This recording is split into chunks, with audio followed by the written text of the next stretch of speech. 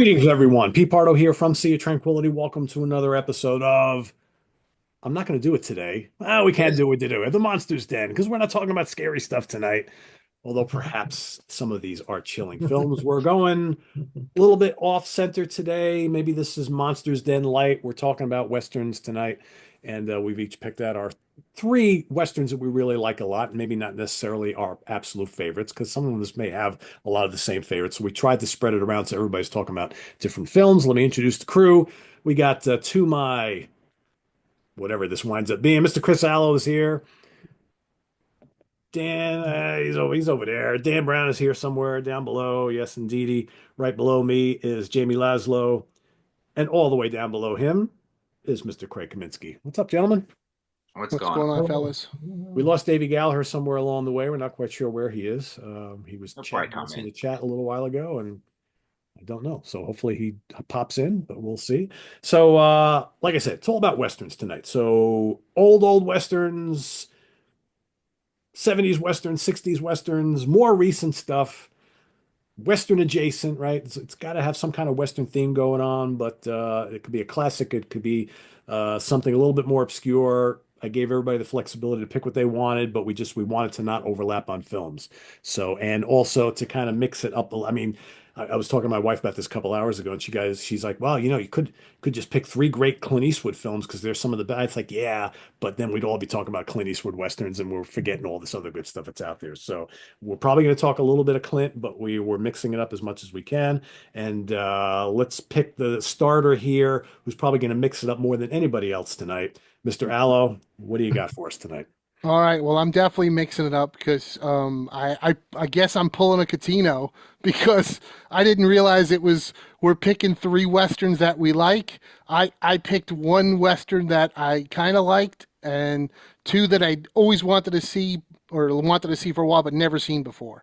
Okay, that's So, fine. but they are still westerns, so maybe I'm not That's really pulling a Catino. that's the important thing.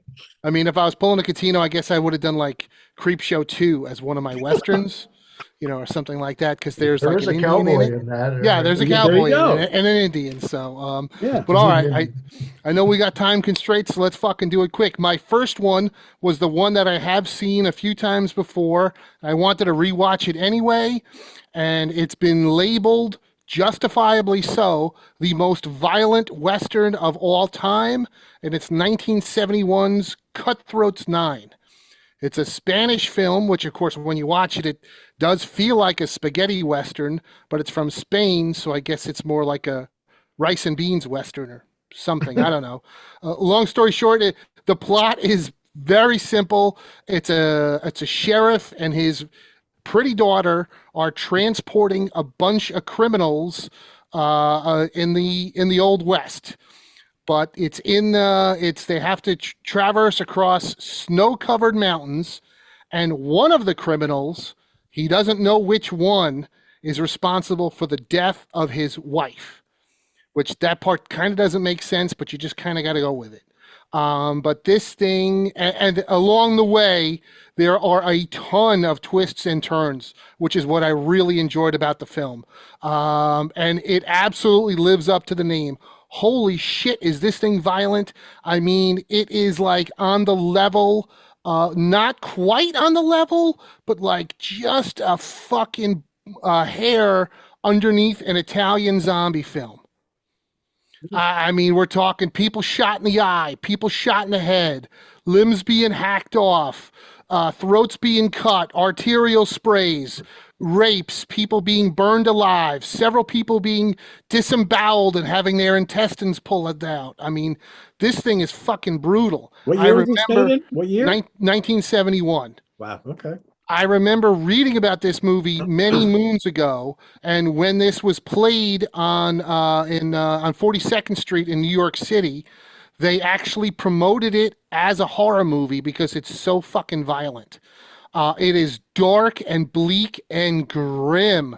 Holy shit! This is like this. What do they call it? The '70s downer ending, but this is the '70s downer ending, like turned up to 11.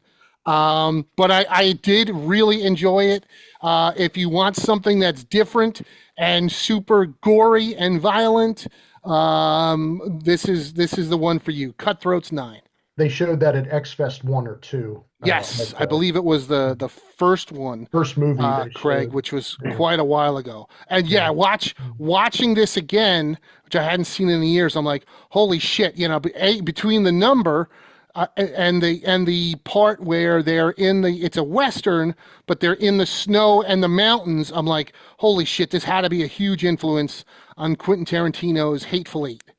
It had to be. And plus, I also thought, well, that would be a really weird triple feature: Magnificent Seven, Hateful Eight, and Cutthroats 9. Yeah, because when you think about it, The Hateful Eight is a pretty damn violent film too. Yes, and Right. it's in the snowy mountains, Yeah. which this is as well. And there's some twists and turns in that too, just like this movie. So yeah, I enjoyed it. Thumbs up. Number two, I had not seen before, but it's the newest Western on my list, and I wanted to see this super bad in the theaters in late 2003, but it got a very limited release. It only played 300 theaters, and it's Outlaw Johnny Black. For those that don't know, this is from Michael Jai White, who was the actor that was in The Dark Knight Returns. He starred in Spawn. In 2009, he made an awesome movie called Black Dynamite, which I loved. He did the Black Dynamite TV animated show, which I loved. So for years, he tried to do another movie, and this was the result. And holy shit, this is, as a lover of bad movies, this movie is one of the worst fucking movies I have ever seen in my life. Like, there's bad movies that you can enjoy, and there's just bad, and this is just bad. But it's a short movie though, right? Well, that's problem number one, Craig. As Craig alluded to, this movie is an ultra low budget blaxploitation Western comedy that runs 2 hours and 15 minutes. Oof. Again, 2 hours and 15 minutes. Terrifier on the Prairie. Holy shit. Dan, if I had to watch either of any of the Terrifier movies or this movie again, I'm taking Terrifier. That's how bad this movie is. Okay. I mean, the problem is Michael J. White directed, wrote, produced, and starred in this movie. So I guess there was nobody to be like, Obviously. dude, He wasn't obviously cut this down. It's crazy because I kept thinking while I was watching it, who the fuck was this movie made for?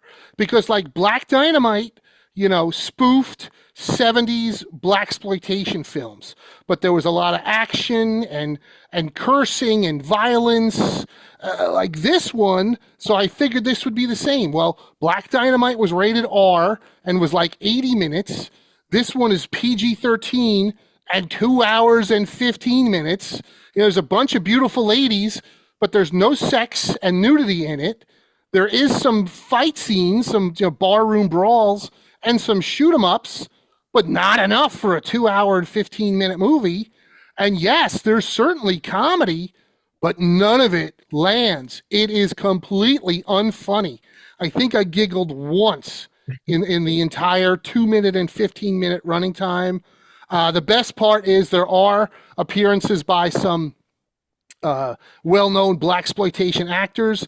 Glenn Turman, who starred in JD's Revenge and Cooley High, plays his father in a bunch of flashbacks.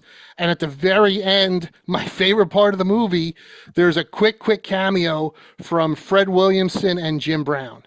But if you do like 70s blaxploitation westerns like Buck and the Preacher, The Boss, Take a Hard Ride, Joshua, the Charlie movies from Fred Williamson, you don't stick with those. This is fucking garbage. Like I'm sorry, it was just terrible.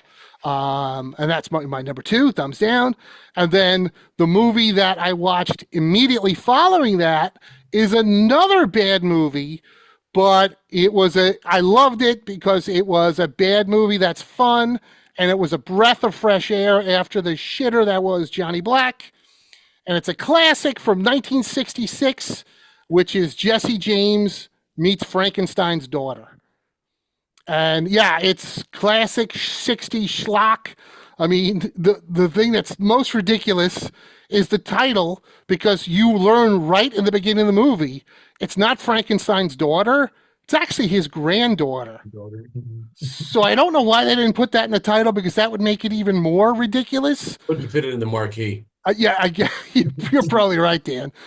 This was infamously put on a double feature. The same director directed this movie and another great, terrible Western / horror movie, which is Billy the Kid versus Dracula, and which I really like. But I'd never seen this one, which was the B picture of the pair. And I always wanted to. I mean, I remember reading about both of these movies in Famous Monsters magazine, like in the 70s. But as you guys know, like in the 70s, you heard about a movie and you were like, well, maybe it'll be like late night on fucking Channel 9 one night and I could catch it. Because there was no other way to see these movies. But I really liked it. You know, Frankenstein's granddaughter moves from Germany to the Old West with her brother, does experiments on the locals. Jesse James, who apparently survived his shooting in the late 1800s, shows up to town with a friend, a big muscly guy. He gets shot. Jesse brings his friend to the Frankenstein castle in the Old West, and they turned his friend into Frankenstein. And there's a big fight at the end that lasts maybe like 3 minutes. But it was fun and I enjoyed it, and holy shit, it's better than Outlaw Johnny Black. So yeah, those are my three westerns. Well, you get 2 out of 3, right? That's it. Yeah, 2 out of 3 ain't bad. I had that for my genre mashup when we did that some months back, and it is a fun movie. Yeah. I mean, it's is that on Tubi, Craig? Yeah, I believe so. If I not, believe it's on YouTube. It might be on YouTube. I think that's where I watched it. Never Yeah. been a big release in any format, though. I don't think. Yeah, VHS. I was gonna do Billy the Kid versus Dracula, but there are versions of that floating out there as well. But they looked so shitty. I'm like, I can't sit through this. Whereas the version I saw of Jesse James was nice and cleaned up, and I think I did watch it on Tubi, Pete. So yeah, worth checking out. You could do a lot worse with 90 minutes, like watching 90 minutes worth of Outlaw Johnny Black and still not making it all the way through. Kino Lorber put out the Dracula, Billy the Kid versus Dracula in Blu-ray, actually. Oh, okay. See, now Nice print. I'll have to hunt that down. Cool. All right, Jamie, over to you. All right. I got 3 movies that I do like. So the first one I wanted to talk about is Last Train from Gun Hill, which is a movie I found out about not too long ago. And this is the Paramount Presents version where you get the movie poster fold out. They're kind of cool and neat. So has anyone seen this one? Has everyone seen it? No? You got Kirk Douglas in it. You got Anthony Quinn in it. And Kirk Douglas is a marshal in one town. Anthony Quinn, he's a big cattle rancher in another town called Gun Hill. And he kind of owns the town. I own the bar, I own the hotel, blah, blah, blah. So this is pretty dark for 1959, this movie. Kirk Douglas is married to an Indian girl, and she is traveling through the woods with her son and comes across 2 guys, and the guys rape and kill her pretty much in front of her kid. And they rip off her shirt, and she's topless. She's covering herself up, but she's topless. And then the camera pans, and you hear her screaming as she gets raped and killed. And you're like, holy shit, this is dark for the time. Well, word gets to Kirk Douglas, and there's some plot points in the middle, but he has to go to Gun Hill to find out who killed his wife, and it ends up being two guys. One of them is the son of Anthony Quinn, who is Kirk Douglas's old buddy. So he doesn't know that till he gets there. That's when the sparks fly. Because, you know, both guys are like, well, you can't kill my son. And, well, you know what he did, so I can't let him go. And then, you know, tension throughout the whole movie with that. Because I love the dynamics between the two leads, because you understand both of them. You feel their feelings, like they're saying to each other without saying it, I know you got to do what you got to do, and I know you got to do what you got to do, but I don't want you to do what you got to do, and vice versa. And you got that push and pull throughout the whole movie. That seems to And be a a lot of- recurring theme in a lot of Westerns, you know? Which Yeah. is kind of cool.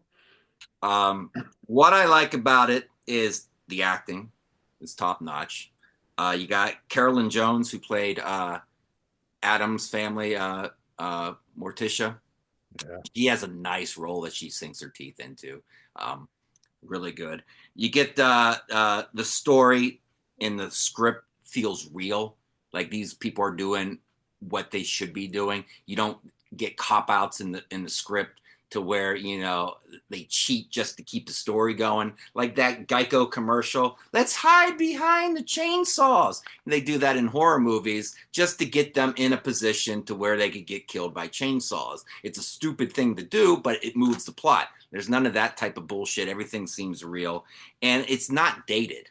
You watch this. I'm watching this movie again for the second time, and I'm like, if a person who doesn't like Westerns and doesn't like old movies, I think they would enjoy this movie and sit through it. It does not feel dated at all. So that's my first one. Last Train from Gun Hill. I will say it's directed by what's his name? John Sturges, who did Magnificent Seven and The Great Escape. I think this movie is better than both of them. And I got this recently, which he also directed, A Bad Day at Black Rock, which I've never seen, but it's like a Western film noir thing that I'm going to watch soon. My next one is a movie I haven't seen since the 90s. This is a Gene Hackman movie, R.I.P. And it's not The Unforgiven. It's a Western from the 90s. It's not The Unforgiven. It's The Quick and the Dead. Oh, yeah. So I saw this in the 90s, and I liked it. And I haven't seen it since. So I thought this would be a great time to rewatch it and see if it holds up. And Davey in our chat says, well, Sharon Stone produced it and put herself in the movie, and she's kind of miscast. So is she miscast? And does it hold up? I would say yes and yes. It holds up even though she's miscast. It doesn't ruin the whole movie for me. I think it's really fun. You get on top of her, you probably got a lot of guys in the 90s. But other than her in the movie, you get a young Russell Crowe, a younger Leonardo DiCaprio, who's like 19 or 20 in it. And it's directed by Sam Raimi. And if you've never seen this movie before, and you would think, what would a 1990s Western look like directed by Sam Raimi? Your imagination is this movie perfectly. It's got an Evil Dead kind of flow to it, with the camera flow and the lighting and the angles and the zoom in on an angle, almost like a Deadite's coming after someone. The over-the-top violence, it's cartoonish. I don't even know why it's rated R. That violence is so over the top and cartoonish. It's like they could show that on TNT today without editing it. Sharon Stone shows a half a boob for 1 second, but other than that, I don't know why it's rated R.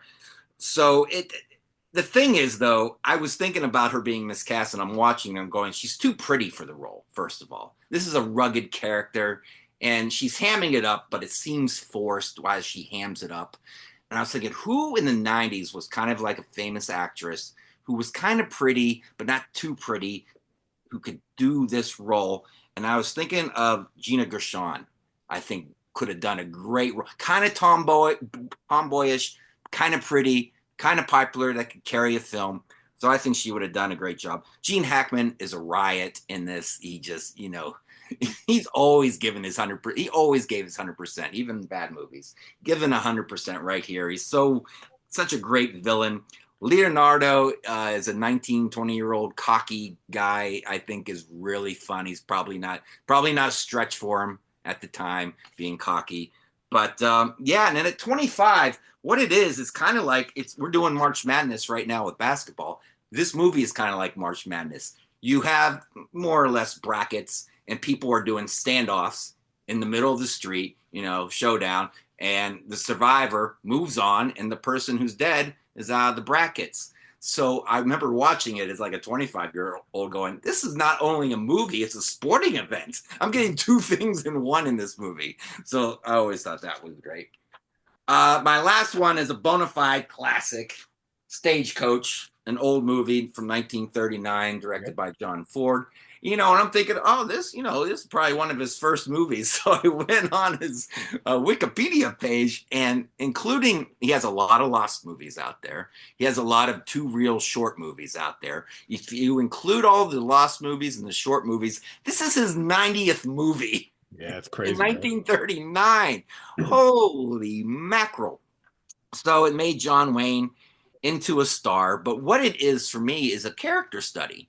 You put all these different people into a stagecoach, and you see the personalities bounce off each other. You got Ringo Kid, who's John Wayne. He's out for revenge on the guy the two guys that killed his family.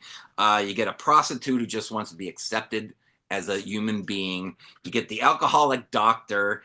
Thomas Mitchell won the Oscar for that role.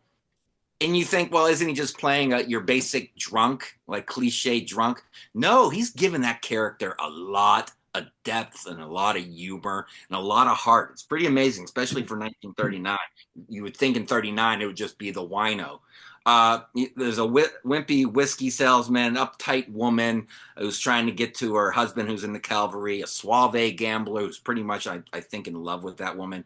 Yeah, obnoxious banker who's doing some shady shit at his bank. You get the marshal who wants to arrest Ringo Kid, and then you get the stagecoach driver who probably in 1939 was supposed to be comic relief. So you get all that, and it reminds me a little bit at times like Lifeboat from Hitchcock, when you have all those characters in a small lifeboat. Instead, you get them here in a stagecoach.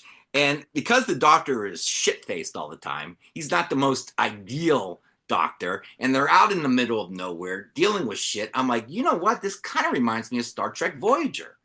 Because Star Trek Voyager, they're out there in space, they're lost, they're in the middle of nowhere, they're dealing with only each other, and they got a fucking doctor that's not ideal. He's a hologram. That's the only doctor they can have. So I'm like, this is a little Star Trek-y. So the shootout with the Indians at the end, I think, is really well done, really intense. The stunts are great. There's a scene where an Indian is in front of the horses pulling the stagecoach, and he goes underneath the horses and then underneath the stagecoach without getting ran over or trampled. And I'm thinking, that reminds me a lot of the stunt in Raiders of the Lost Ark, where Harrison Ford is underneath the truck, and then he gets the whip on there and he goes on the other side. So I'm wondering if Spielberg was, a little influenced by that. And this does not have a downer ending. I think it's really nice that it gives it an upbeat, happy ending, more or less. So you walk away with a smile on your face. I will say, for 1939, this is pretty rough. Rougher than I expected it, especially from Criterion.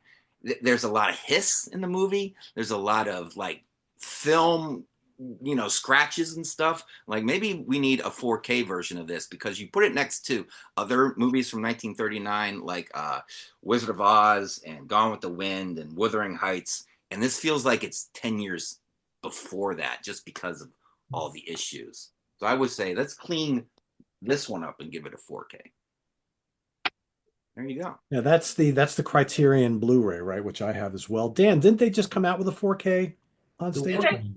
I'm not sure if it's out. Maybe it's not. I don't know. Maybe I'm thinking of another film, but oh no, The Searchers just came out in 4K. Yeah, Searchers. Yeah, okay, that's what I'm thinking of. Yeah, it is. It looks its age, right? I still think they did a good job on it, but it's not one of the most impressive looking transfers on some of these old classic westerns. It's a great film, though. Great film. I like that there's like a handful of films from that era that have amazing either chase scenes or stampede scenes where you're like, how did they actually film this without getting like a handful of people killed doing it, you know? Right, little Buster Keaton like in a way. Yeah, yeah, cool. All right, Dan, over to you. Well, speaking of The Searchers, Here we my go. first choice is The Searchers. Basic story. Another John Ford film made in 1956, in which John Wayne plays a returning after the Civil War, who's had some unsavory times involved with possibly a bank robbery. He visits his family out in the area of Monument Valley.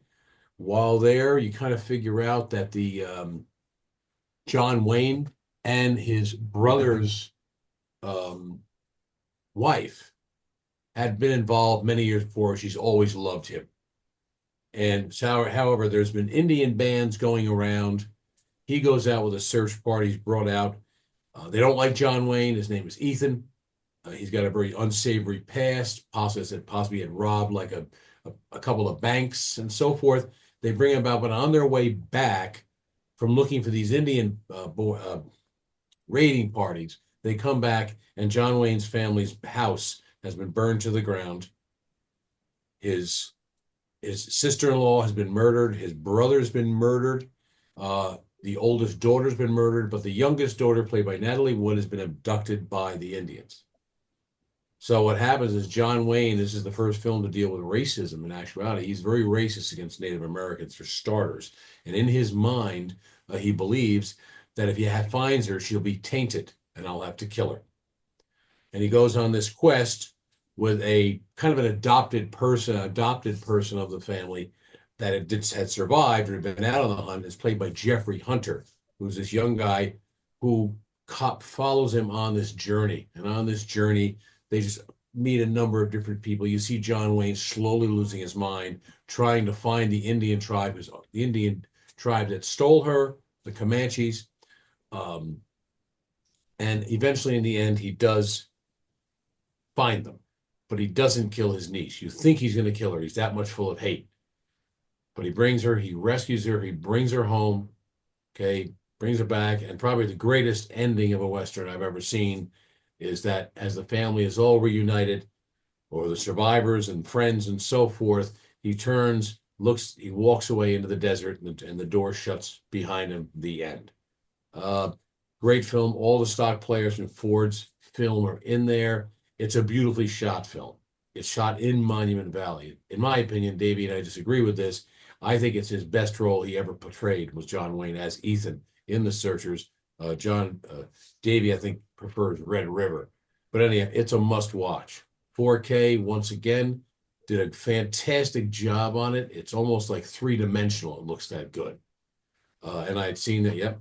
I had the 4K, but it was so funny, long before the boutique labels, just show you real quick, Warner Brothers was putting out these very large deluxe box sets with 2 discs, documentaries, The Searchers. They gave you a comic book reproduction from 50s, a material to be able to get for your theater, press books, there are stills, there are things in there, and then now they just slim it down. But there was a time they took a handful of films, Bonnie and Clyde, included, as well as Rio Bravo, made these deluxe box sets that now places like Arrow and Severin, but somewhere Warner Brothers is all about the bottom line, so I guess they wanted to drop the whole panache of this stuff.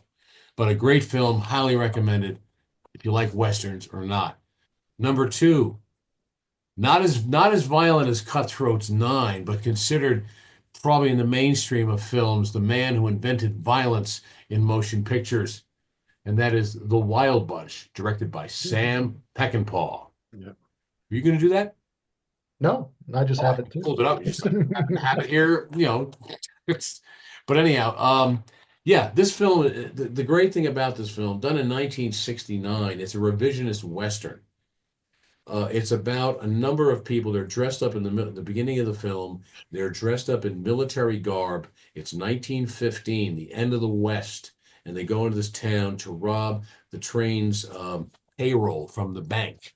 Little do you find out, these characters portrayed in particular, okay, by William Holden, Ernest Borgnine, Warren Oates, who was a Sam Peckinpah stock player, and Ben Johnson.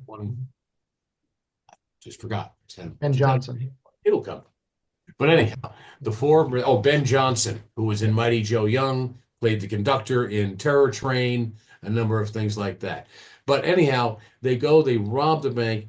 You have to understand this film not until Saving Private Ryan has there ever been such a brutal, violent opening in a film, particularly in 1968, in which Sam Peckinpah practiced a number of things that were not used at that time, like quick editing, slow motion death, and blood.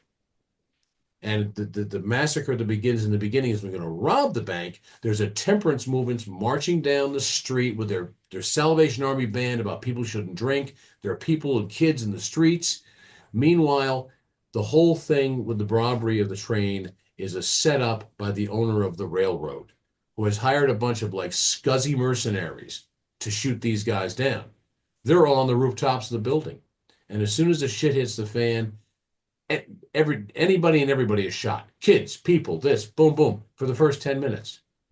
They run away. They find out they've been set up and there is no money in the bags. It's nothing more than slugs or steel washers, of which one of the guys say, how are we going to spend these coins that have holes in them?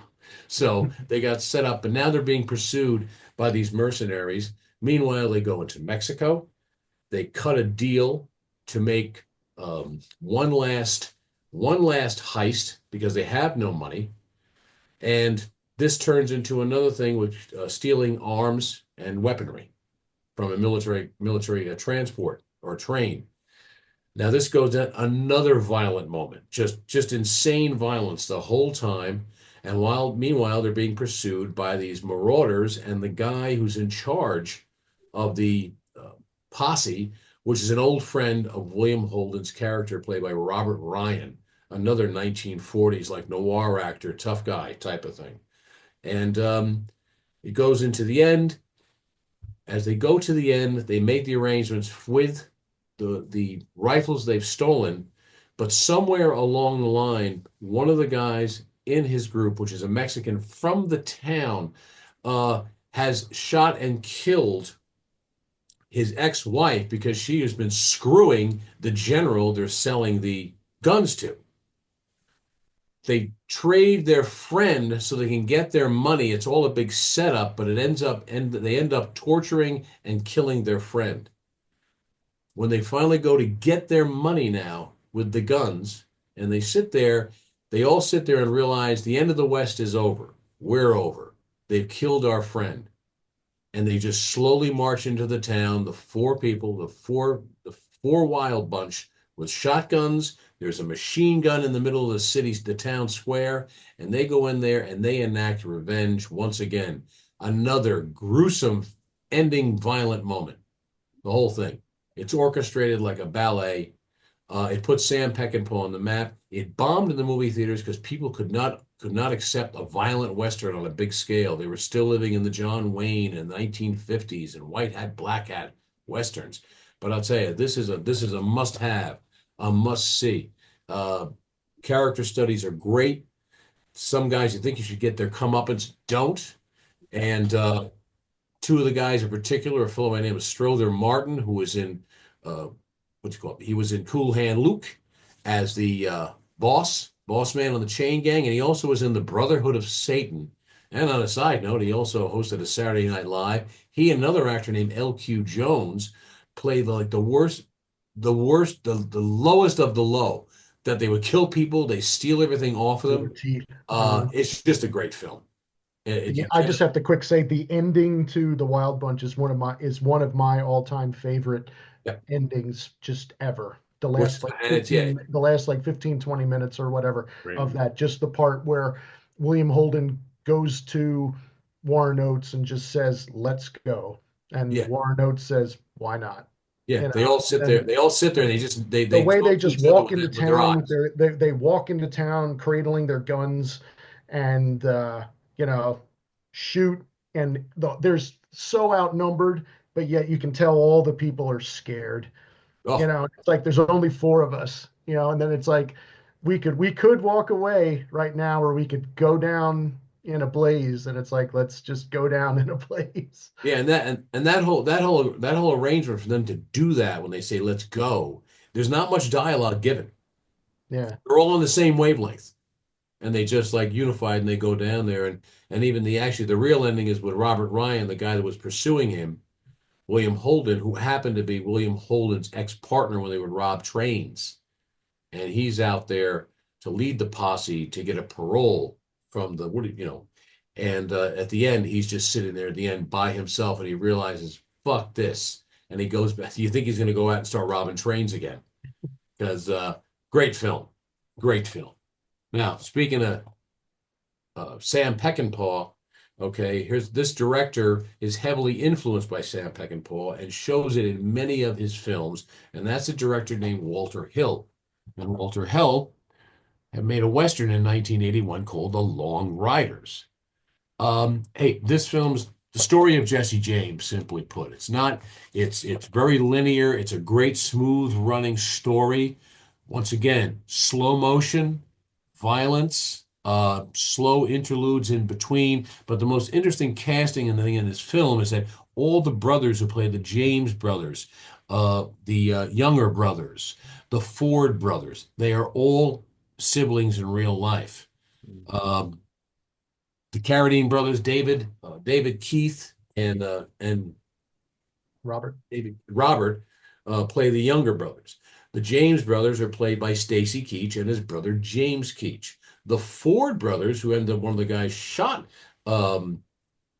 Jesse James at the end of the film or killed him, is played by the Guest brothers, as in Christopher Guest from Spinal Tap and his lesser known brother as well. And then the Quaid brothers play another set in the group.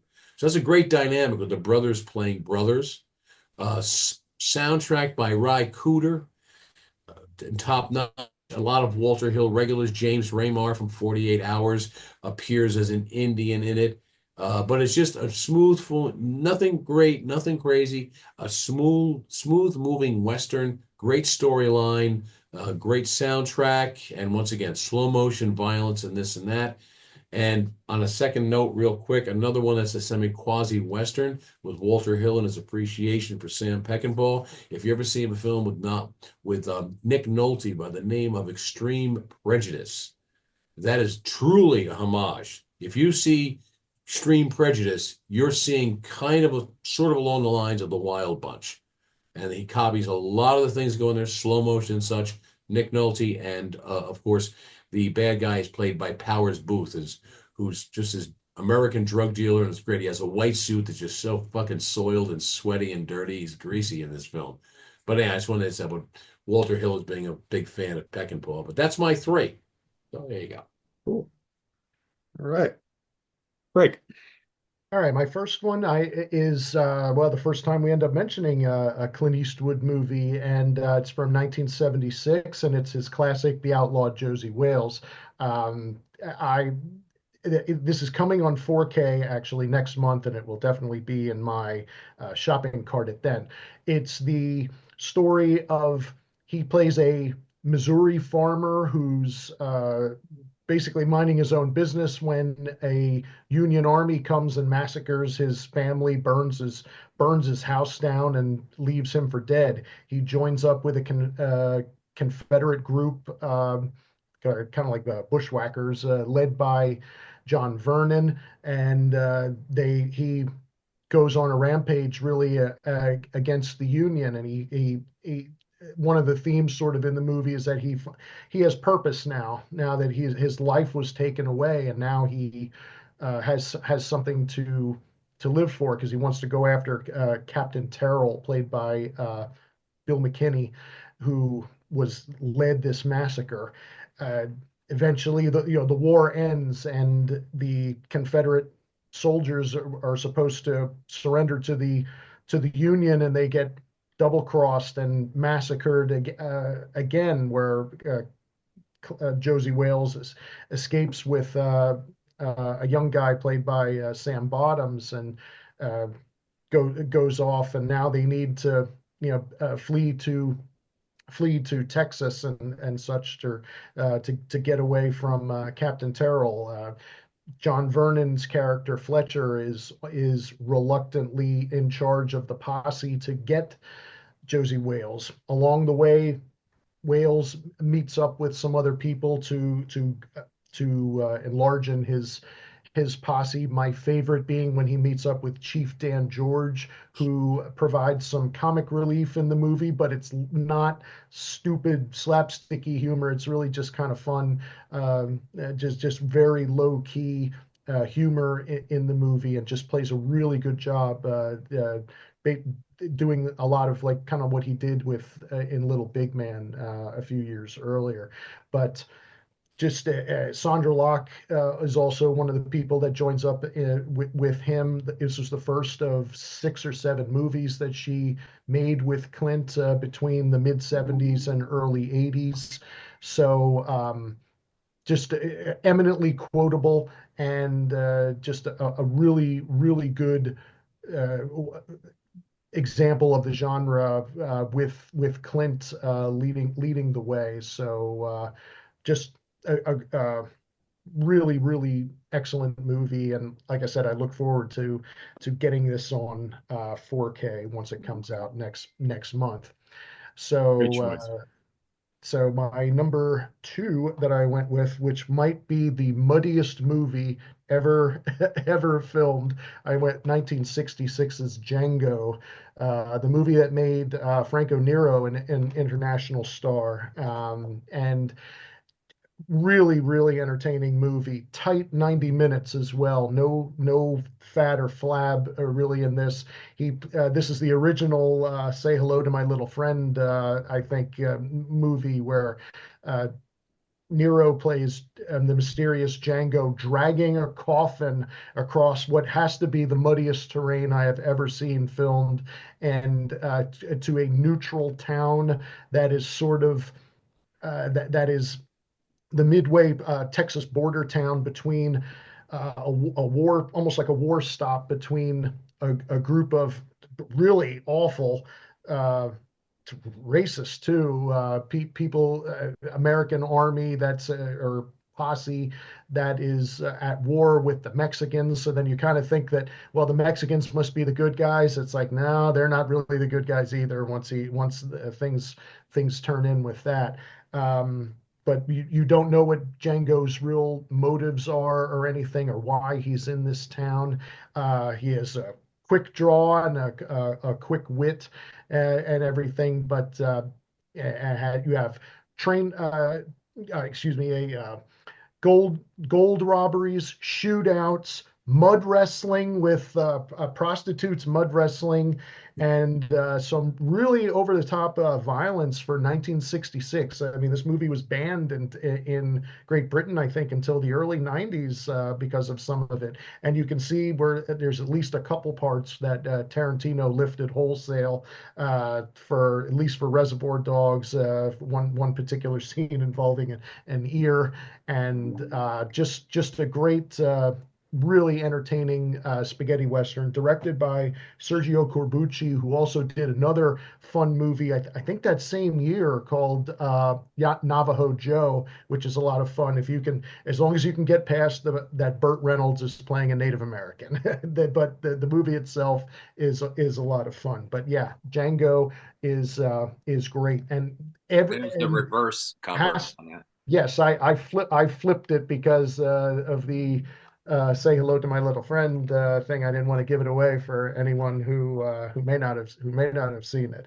And incidentally, there's at least 30 different movies that use Django in the title. None of them are sequels actually to this movie, and none of them star Franco Nero. He did one uh, a technical sequel, I believe, in the late 80s, called Django Strikes Again, which I think he doesn't even speak very highly of, that it's not one of his better movies. So all the other Django movies that you may see might be the same character, but they're not real sequels, or they just use a familiar names. But stick with the original. This is Yeah, Whole I think lot I of read that he was asked to do an immediate sequel and he didn't want to get typecast into a role like that. So he said, yeah, well, and he was even only though he did 20. like how many, Italian giallo films and stuff like that, but Yeah, didn't and want he to get was only typecast in Westerns, right? and he was only 24 years old when he Yeah. filmed this movie. So I mean, but he looks way more grizzled and experienced that he does. But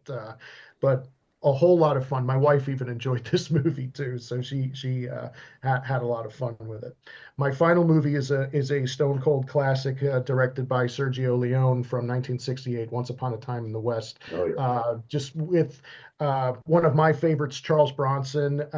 Just he owns this part as harmonica, the stranger who shows up in this town looking for Frank, who is played by a totally against type Henry Fonda. Playing just an awful villain in this. I mean, one of the first things he does in this movie, it's off camera, but shooting a child right up close, right in the head. But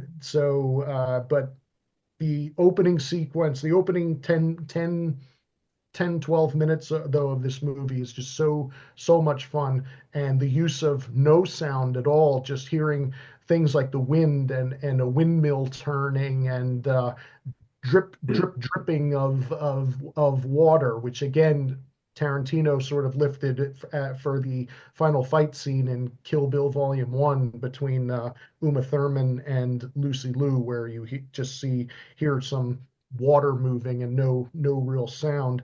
But absolutely one of my favorite lines in any movie, where Jack Elam says to uh, Bronson in the beginning of the movie, it's like, well, we're one horse shy. There's three men against one. He goes, well, we're one horse shy, and Charles Bronson says, you brought two too many.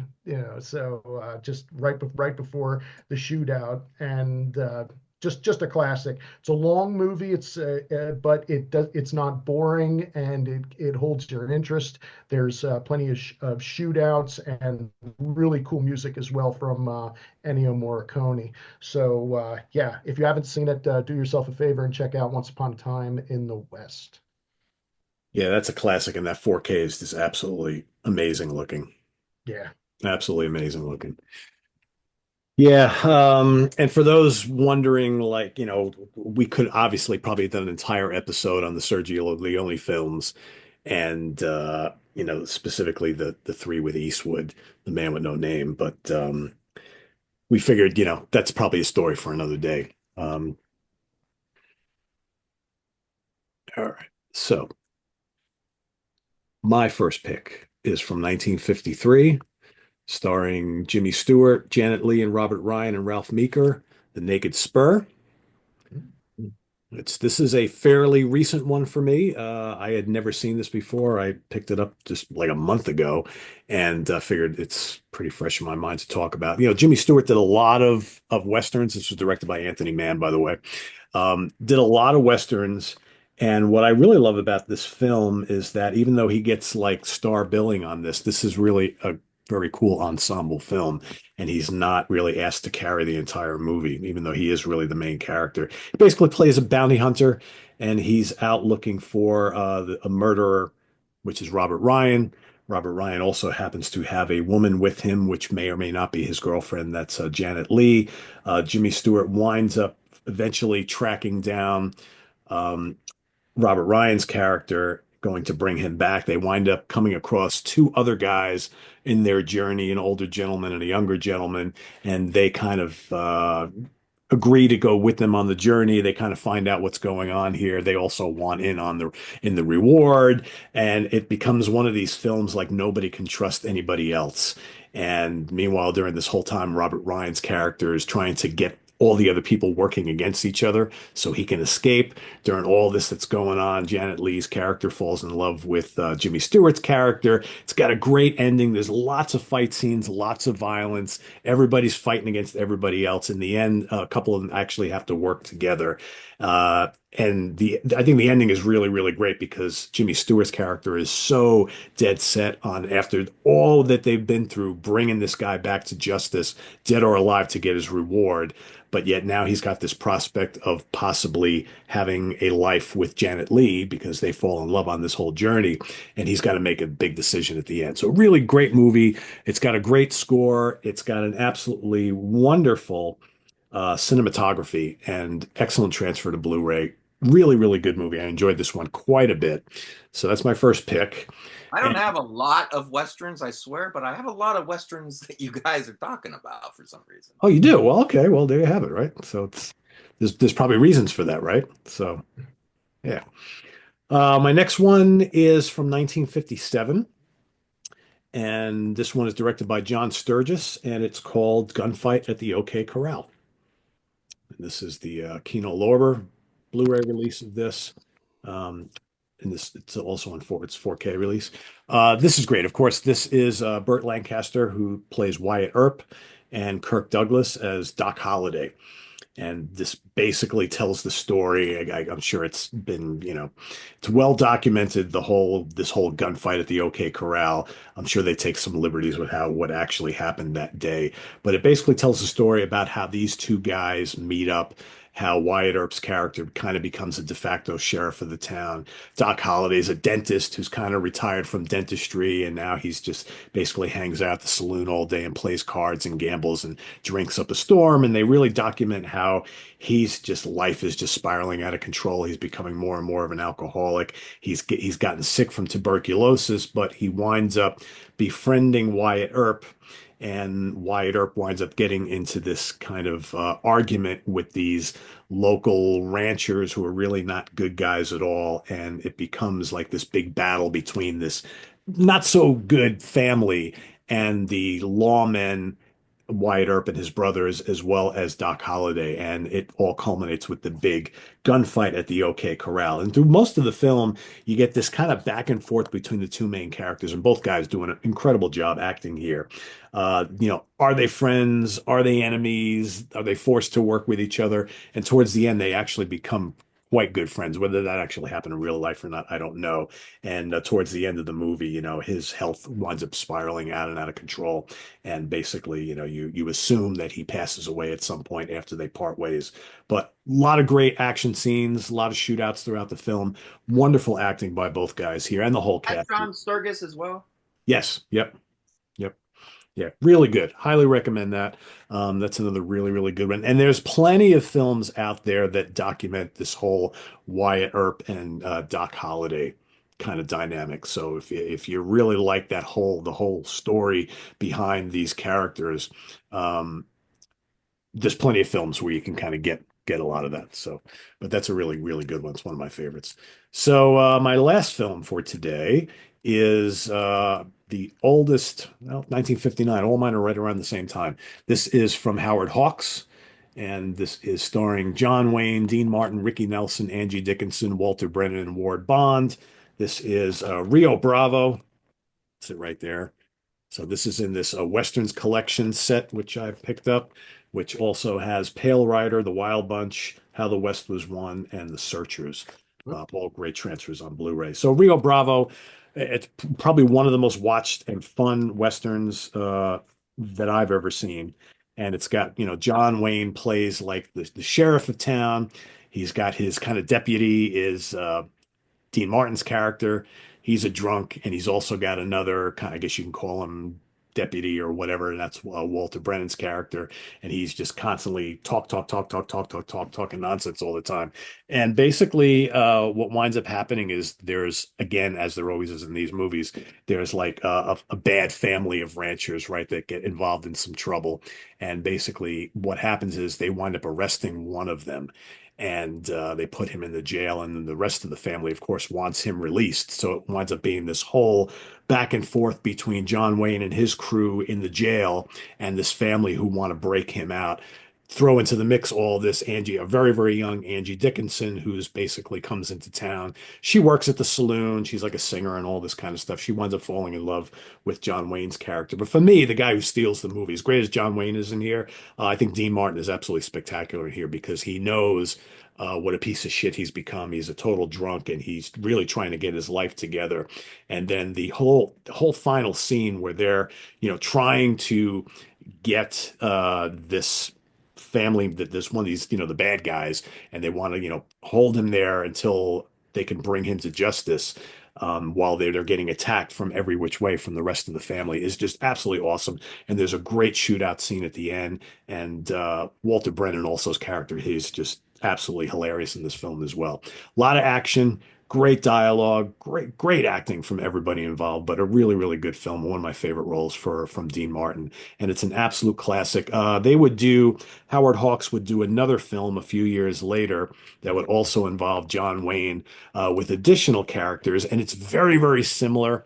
But they change the characters up a little bit, but a lot of the same stuff happens, and it's kind of almost like a remake, but like a reimagining type of thing. But that's really good too. But this is the absolute classic. So Rio Bravo from 1959 is my final choice for today. So, All right. Lots of good ones. Davey never showed up. No. Huh. I wonder what happened. No sleep. It's late Yeah. over there. Well, maybe yeah, it is late for him anyway. Well, maybe we'll do another one in the not too distant future. So I think we were kind of chatting behind the scenes, and I think maybe we might revisit Hammer for our next episode. Anybody up for doing ranking the 4 Hammer mummy movies? Mummy movies. Sure, was done. whatever. Is that, that's the 59 mummy, right? I got a month to do it now. Got a month to do it. It's plenty of time, Like right? back in the day, you had a week to do Yeah. that. One No, movie a yeah. month, One movie a week. I can take my time now.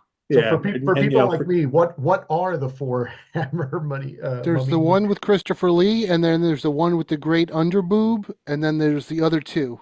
Yep. Yeah. Yeah, Mummy we'll Shroud make sure everybody Was it knows. Shroud, Hand, Blood from the Mummy's Tomb, and The Mummy? Is The that Mummy, 4? yeah. Yeah, something like that. Yeah. Yeah, they're all entertaining. So we might do that. So that's just been put out there. So we haven't done a Hammer show in quite a while. So films. yeah, if Hammer everybody likes, time. what's that? Hammer time. It's Hammer time.